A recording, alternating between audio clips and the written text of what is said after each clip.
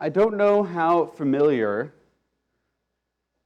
many of us are with the story of Rabbi Amnon of Mainz.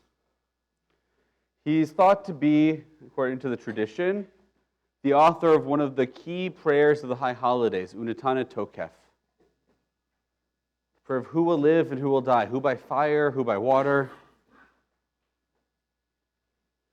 And the story about how he composed it is one that we recite every year. It's actually part of the high holiday service, but often we glance over it. And so the story is that he was being pressured to convert to Christianity by a local bishop, and he's given 3 days to decide what to do. He's tormented by that idea of maybe giving up his faith or not, saving his life and giving up Judaism, or not, and having his life taken from him. Ultimately, he decides not to convert. He composes, according to the tradition, this powerful prayer, Unetana Tokef, and he gives up his life rather than convert, to stay Jewish. The tradition passed down to him for what he believes in. We read this in the section of the holiday service known as the Martyrology. And often in Judaism, we don't talk much about this idea of what it means to be a martyr. Judaism is a faith about life. Judaism focuses on living. In fact, in the commandment that comes around this idea of being a martyr,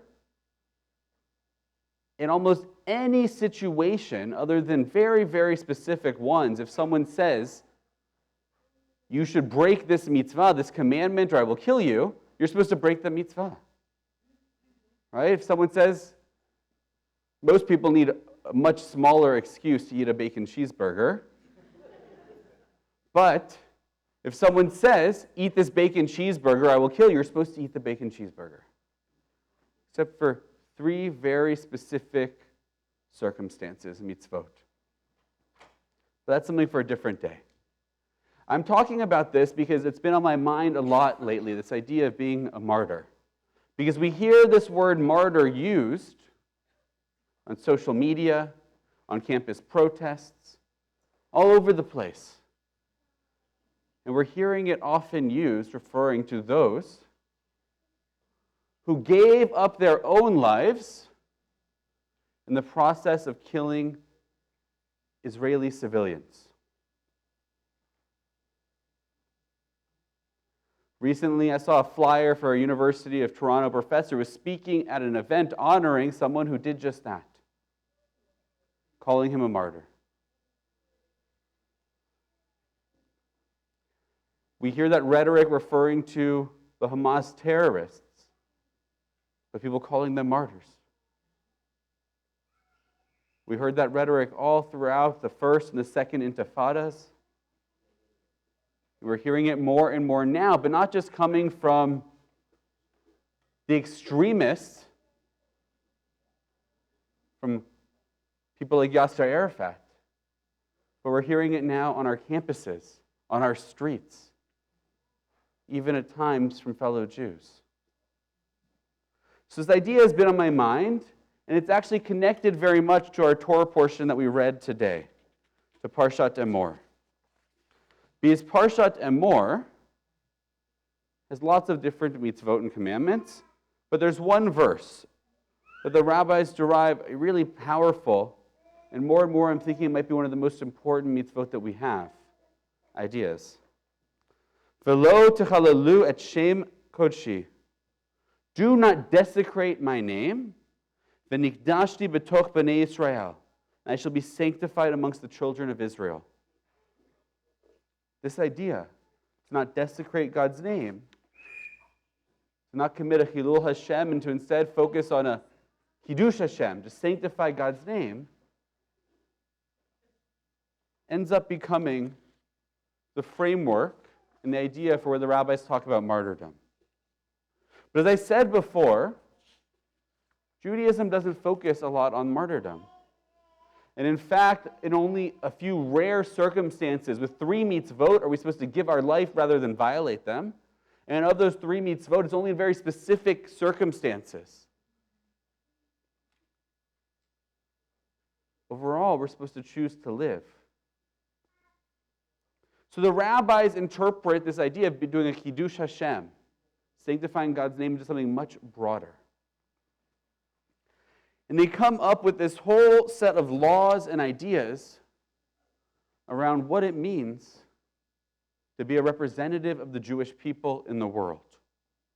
And the Talmud Rav explains that sometimes even a seemingly minor act, such as if you go to the butcher, and usually people pay on the spot, but you have a relationship with the butcher where you pay on credit, but other people might not know that, to take the meat and go, where people witnessing it might think you just stole that, knowing that you're a Jew, a leader of Torah.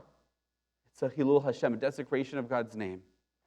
In a situation like that where he's acting correctly, right? He's going to pay the guy later. They have an agreement to pay on credit, but there's a chance others might misinterpret it. Others might misinterpret it as if someone who's supposed to be very pious and a leader of the Jewish people is acting immorally. The rabbi said it's a Hilul Hashem, a desecration of God's name. Strong language. And that's, though, the idea of how this whole concept becomes codified. The Rambam Maimonides, he says that a Hilul Hashem are actions that cause disrespect for the Torah and its values. Kiddush Hashem, a sanctification of God's name, is not just upheld through that act of martyrdom, but through ethical behavior, through acting with integrity. Rabbi Soloveitchik, he would emphasize the inclusion of everyday ethical conduct as a Kiddush Hashem, as a sanctification of God's name. So why am I talking about this? Something I've been thinking about because I see it more and more. We all do. When in the face of someone shouting some things that are really obscene at us, like those on college campuses shouting about Hamas being martyrs, freedom fighters, we've seen, and it's felt good, I think. I think we've all felt. I can only speak for myself, but it feels good maybe to see some of our fellow brothers and sisters go and shout back at them, to stand up, to stand proud for who we are as Jews and as Zionists. But it's a Hilul Hashem. To go and shout at a university student that doesn't know much, to tell them that they should be lucky, they should go to Gaza and see what Hamas does to them for being gay or being Jewish or for being whatever else it is that's part of their identity. It's a Hilul Hashem. I've been seeing more and more posts on social media from not just everyday Jews, but from Jewish leaders that are xenophobic, that are angry. And I understand that anger. I understand those emotions. I feel it too. But to lower ourselves to the same level as our enemies, it's a Hilul Hashem, a desecration of God's name. In every interaction, whether we wear a kippah or not, whether we're identifiably Jewish with a chai or a chamsa or a Star of David, Magen David, or maybe it's our Hillel shirts or sweaters, or from our summer camps or our day schools. When we walk out into the world, we're identifiable as a Jew. We're representing more than just ourselves, we're representing our people. Particular this week, I don't know if anyone here is a fan of Ms. Rachel online. Anyone familiar with Ms. Rachel? Watch the videos? Everyone with like a toddler, I saw their hands come up. Ms. Rachel's an educator who started during COVID putting on these YouTube videos for tots, for kids. And recently she started a fundraiser for an organization to help children that are in war zones. And Gaza being one of those places. Well, the internet was not happy. At least the Jewish internet was not happy. After she initiated this fundraiser to help children in Gaza and other parts of the world affected by conflict, she's been attacked viciously online to the point where one of her recent videos, she was crying in tears over the bullying she's been experiencing. This is someone who I have to believe means well, wants to help people, including kids, all kids everywhere. And the approach of shouting at her online, of calling her horrific names, certainly is not convincing her that she needs to stand up more strongly for the Jewish community, for Israeli children. And it's certainly not convincing the rest of the world witnessing it.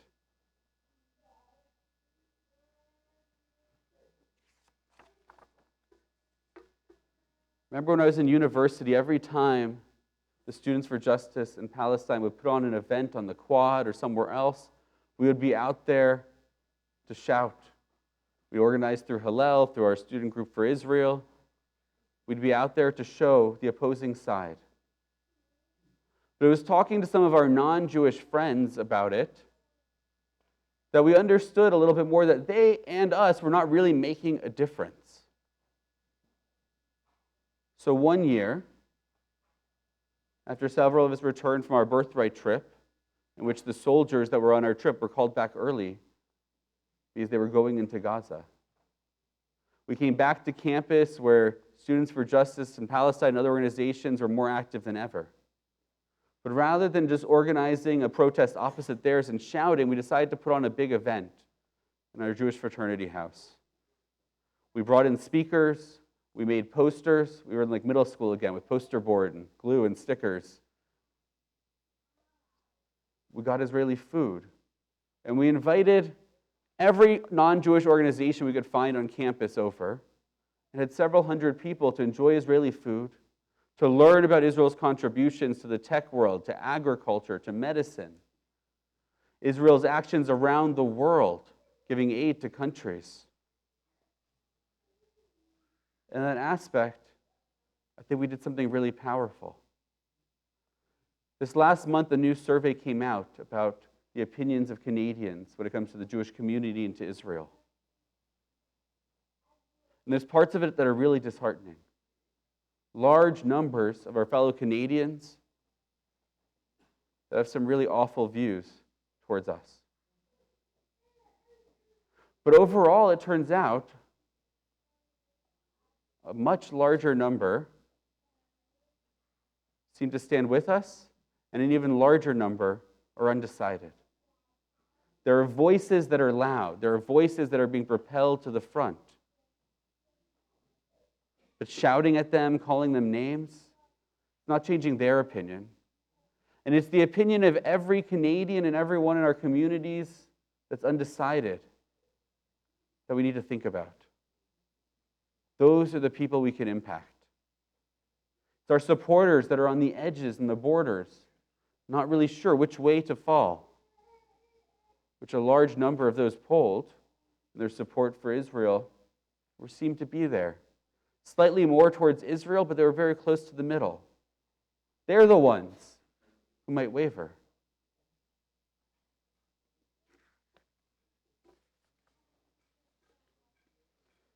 So more and more, I'm thinking that this mitzvah is one of the most important ones our Torah has for us. A reminder that every action we take can either sanctify or desecrate God's name. A reminder that every action we take can make not just an individual member of our community, but the entire Jewish people look good or bad to the eyes of another. It's a big responsibility for any person to bear, that they represent not just themselves or their family, but an entire people. But the truth is, that's what it means to be Jewish. It's a big responsibility. And each and every one of us has that responsibility, whether we like it or not. To attack those who support humanitarian causes, even if we disagree with them, how they approach it, turns our moral high ground into a battlefield of hatred. It's not our way.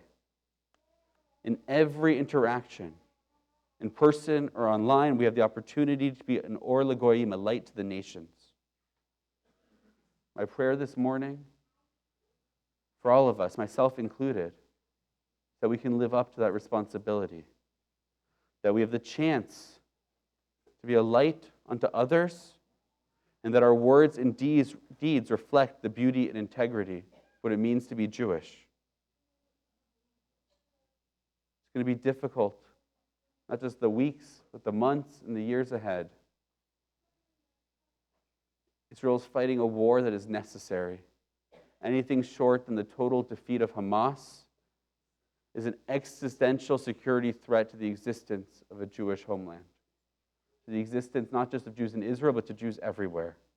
As we've seen throughout history, that Israel is our insurance that never again finally means something after 2,000 years of history repeating itself, persecution. But that war, even if it's necessary, must be fought justly. And the war here, for the reputation of our nation and our people, must be fought justly. And each of us are on the front lines of that battle. May we be conscious of that duty. May our actions reflect well not just on us, but on our people. May we sanctify God's name each and every day. Shabbat Shalom.